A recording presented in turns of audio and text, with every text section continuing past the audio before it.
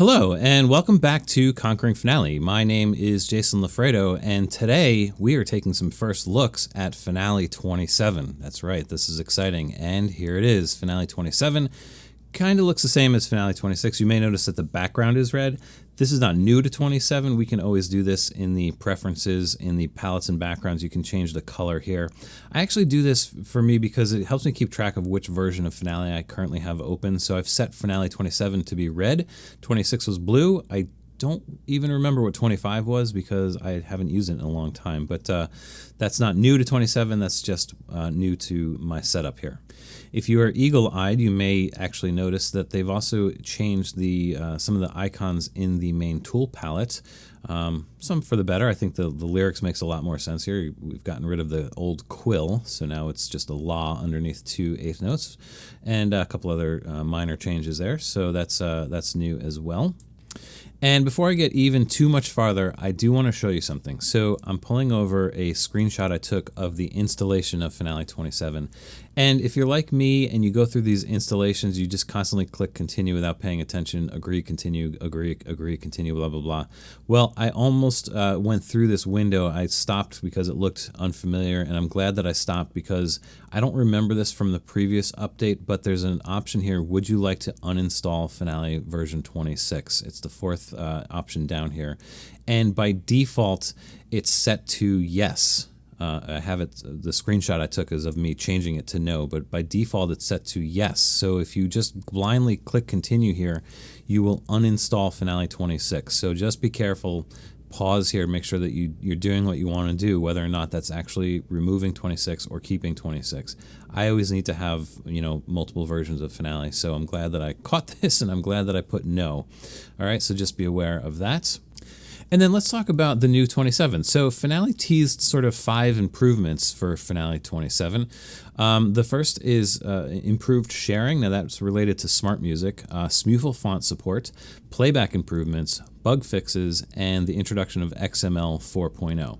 Now the main event here is really the SMuFL Font support, which is why I'm calling this series Finale 27 the SMuFL Shuffle. That's really what's the main event in this update. The other things are much smaller, and I'll kind of talk about them very quickly here just so you kind of have an idea of what they are. First of all, with the improved sharing, this is really just about SmartMusic. In the file menu now, there's a new option here called Share. And what this does is it will directly upload this file as a SmartMusic file to your SmartMusic account online. So you do have to have a SmartMusic account, and if you do have a SmartMusic account, this is kind of handy because usually before you had to like convert to SmartMusic and then save the file somewhere and then upload that to the whatever and blah blah blah. This makes it direct. It's like Finale 27 basically connects directly to your SmartMusic account if you have one. So that's really all there is to it. It's nothing more grandiose than that. It's just kind of direct sharing. The bug fixes they're very minor and very specific. In fact, some of them I was reading and I was like, I never even encountered this. I don't even know why I would encounter this. They did fix this little arrow thing in the playback controls on Big Sur. So, there you go. I know we all have our pet bugs in Finale. I can almost guarantee you that none of them got fixed in this version. So you can start your complaining or you're whining now. The chances are it didn't get fixed yet. Again, they're just very minor and very specific to some weird scenarios. So not a whole lot to report in the bug fixes area. XML 4.0 has been introduced in version 27, and I'm just going to show you that in the music XML preferences. We now have the option to choose XML 4.0. Now, 4.0 introduces better support for scores that are in concert key when you have transposed parts. I guess before that there was an issue with the parts not transposing correctly or something. 4.0 fixes that. It also will deal with swing playback, so swing playback will be exported and imported in 4.0.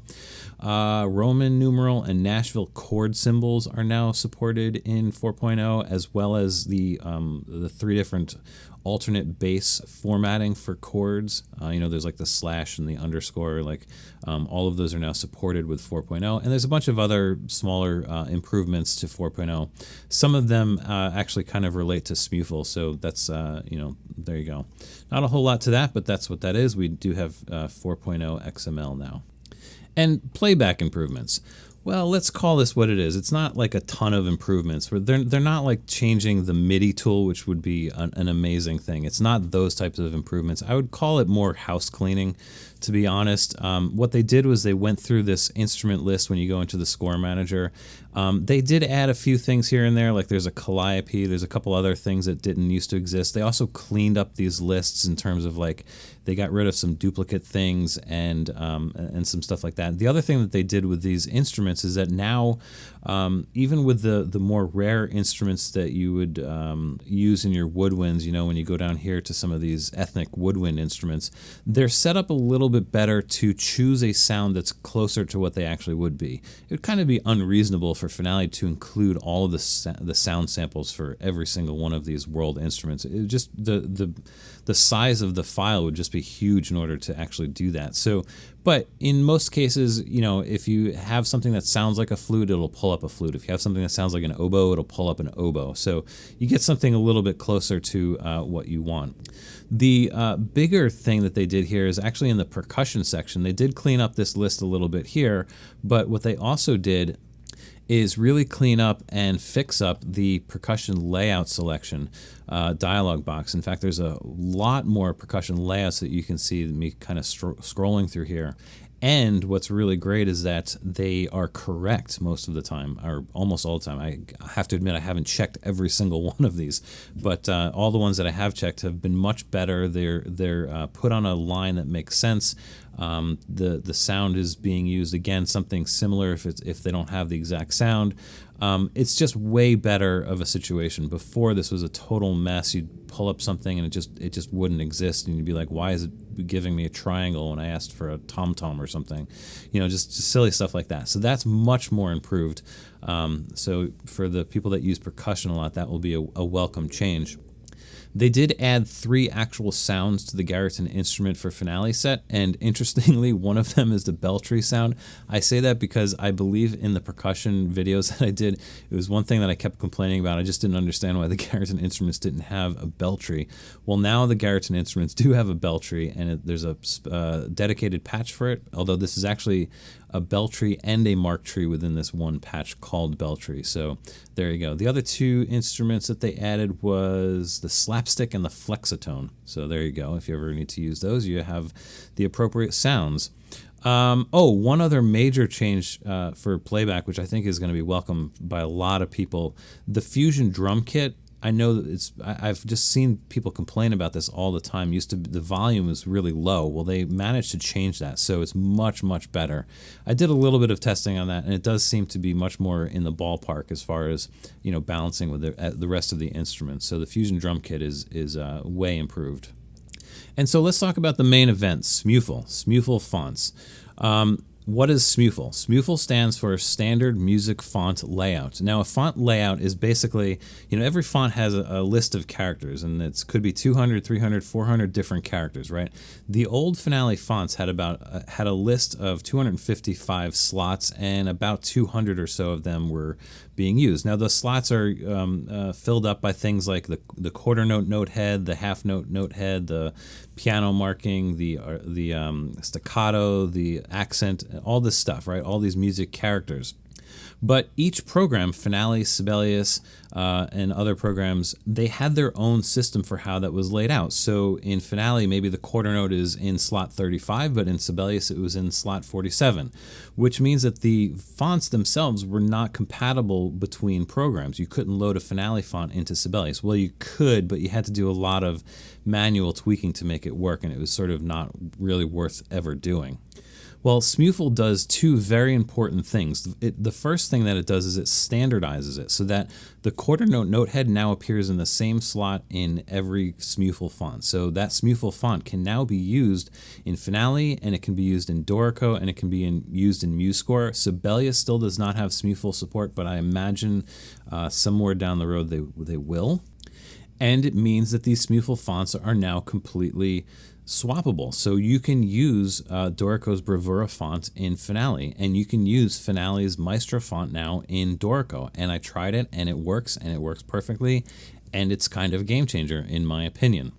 Now, the way to do this, if you're not aware, go to the document menu here, set default music font, and you'll see that this default music font is now Finale Maestro. The old version of this just used to be called Maestro. So all of the SMuFL fonts in Finale now are appended with the word Finale in front of it, which is actually really nice because it makes it easy to find in these alphabetical lists. So we have Finale Maestro. We still have some of these other extra fonts, these text fonts, which I'll get into at some point, but you know, Finale Maestro is the new SMuFL version of Maestro. Finale Jazz is the SMuFL version of Jazz.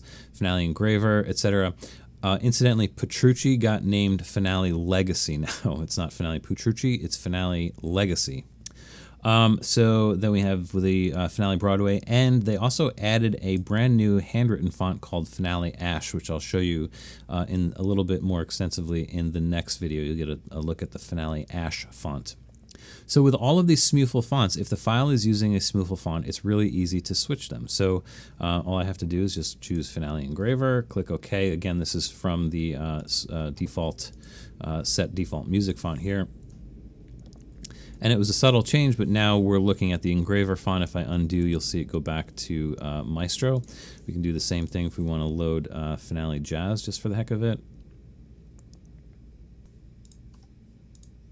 There we go. And like I said, these SMuFL fonts are now compatible between programs. So now I can go in here. I do have Dorico installed on my computer, which means that I have the Bravura font, and all I have to do is find it. Bravura, okay. And I'm looking at Bravura font in Finale, and it's absolutely perfect. All of the characters are absolutely correct. I don't have to worry about you know, trying to figure out how to make the quarter note go in the right slot and all that stuff. It just works perfectly. This is the game changer that is SMuFL. Now, in addition, you can also use the Finale fonts in Dorico now, so that's really cool. You can actually load Maestro in Dorico if you really wanted to. You can use the MuseScore fonts in Finale, and there are a lot of third-party fonts that are being developed that already exist, SMuFL fonts that you can now purchase and use directly in Finale, and it's just that quick. There's no fussing. All the characters are in the right slot. They will appear correctly. It's just that easy. And I'm assuming that these SMuFL fonts are just going to explode at some point. There's just going to be more and more and more of them. So the options are really endless with these font options now, which is really great. The second major advantage to the SMuFL fonts is that now the SMuFL fonts have in excess of 2,000 characters, somewhere between 2,000 and 3,000 characters in the SMuFL version of Finale Maestro. And I'm just going to give you a brief little introduction to it. I'm just going to go into my expressions, create a new technique text here, and I'm going to choose the music font Finale Maestro 24 plain. And you know, or maybe you know if you've watched some of my videos, the way to insert a character in the music font is to go into the text menu, go into Inserts, and then choose Insert Symbol. But you'll notice that it does not exist at the bottom of this list anymore. In fact, they moved it to the main part of the text menu because they understood that this has really become so important, and they even gave it a new shortcut. So on a Mac, it's Command-Option-Shift-S. I don't know the info on the Windows, but I'm assuming it's probably Control-Alt-Shift-S. I'm just taking a guess, but if you go into the text menu, it should show you what that is. So now we have this little shortcut that we can just type. It's a little bit tricky to type. And we'll get the new symbol selection dialog box for the SMuFL fonts. And because of the way that the SMuFL fonts are implemented in Finale, the SMuFL fonts use a new annotation file called .json. It's a different thing than using the font annotation files from before, the .fan files. And within those JSON files, there is metadata that allows Finale now to categorize the symbol selection dialog box. So now you'll see all of these categories of elements. So before it used to be kind of just a pain to just wade through a random list of characters. You can still do that if you select all. And I'll just do this so you can, I'll scroll down. You can see, I mean, you can see how fast I'm scrolling and how many symbols there are, and I'm not even halfway there. This is the SMuFL Maestro font. In the next video, I'm going to walk you through a lot more of what's in here. I'm just kind of giving you a brief overview right now, but I'll kind of do what I can to kind of give you an introduction to all the categories and what's in there and everything. In addition, there's also a search field now in the symbol selection dialog box, which is really handy. I haven't had a ton of success with this. It works to a degree. I think what it's doing is it's actually looking at this information here, SMuFL right hand 3 ranks 4 foot stop piccolo, whatever. It seems to work sometimes. Maybe they'll improve the searchability of these fonts, but it is there. It can be used, and it works. It works in most cases. But anyway, you can see all of the different categories here. We have the accordion registrations, all kinds of analytics, arrows and note heads. Here's the articulations, just a lot of, I don't even know what that is, bar repeats, bar lines, and the list goes on and on. I actually think that there's over 100 categories on the left-hand column here. Here's medieval and Renaissance chant notation if you need that. There's a whole bunch of these categories for just that. And it just goes on and on. Plucked string techniques, rest, repeats. I mean, this is the magic of the SMuFL font, is that there's so many characters now. So it's really kind of unbelievable. And then all we have to do is just select one of them once we find it in the expression designer. Okay, assign, and just like that, it's in your file. Now, in order to do this in the previous versions of Finale, you'd have to go through and find out, okay, where is that accordion registration? What font was in? It's not in a font. Maybe it's in the shape designer. There's a library file somewhere I can load. I gotta, and it's like, it's madness trying to figure out how to do this. Harp diagrams, there's harp diagrams in here. I mean, it's all instantaneously at your fingertips. And, they gave you that keyboard shortcut because they knew exactly how useful this would be. So that's really the magic of it. The other thing is that now, even with most of these extra symbols, you can change to that Bravura font again. Let's just do that. Let's just open that Bravura font here. And a lot of these characters exist in those fonts as well. See, there's the same thing in the Bravura font, and if I undo, you'll see the Maestro font. So it's just unbelievable. The standardization of this font set just makes swapping things like this so easy. I will say that not all of the Finale SMuFL fonts are complete in a sense. In other words, there are, the Finale Maestro font is the most complete of the SMuFL fonts. The Engraver font is pretty complete, but there are some missing characters. Same thing with the Jazz and the Broadway and the Ash fonts. They're kind of varying degrees of how much of the extra material it is. It's just that when there is extra things, they will always appear in the same slot. They may not be completely filled out, but the things that are there will translate correctly. Bravura and Finale Maestro, as far as I can tell, seem to be the two most complete SMuFL fonts that are available to me anyway right now. So anyway, more on this in the next video. I'm really going to dive into what's in that symbol selection dialog box. And in the following video, I'm going to talk about some of the compatibility issues with SMuFL fonts, because Finale now runs two parallel systems. There's SMuFL and non-SMuFL, basically. And forward compatibility is totally fine. You can open a file from 26 and 27 and go about your business as if nothing happened. You won't load the SMuFL font. You'll load the old legacy font, which is fine. Finale 27 can still read those, so there's never an issue of not being able to open old files. The issue comes when you try to, send a file from 27 that was created with SMuFL fonts to somebody in 26 that doesn't have SMuFL fonts in 26. Then there's some compatibility issues and some challenges that need to be addressed. So in the third video that I'm going to do, I'm really going to talk about that and discuss what this means and how to manage that, because if you're like me and you collaborate with a lot of people, and sometimes people have different versions of Finale, this will sort of come up to bite you in the butt a little bit, but a little bit of knowledge will go a long way in this essence.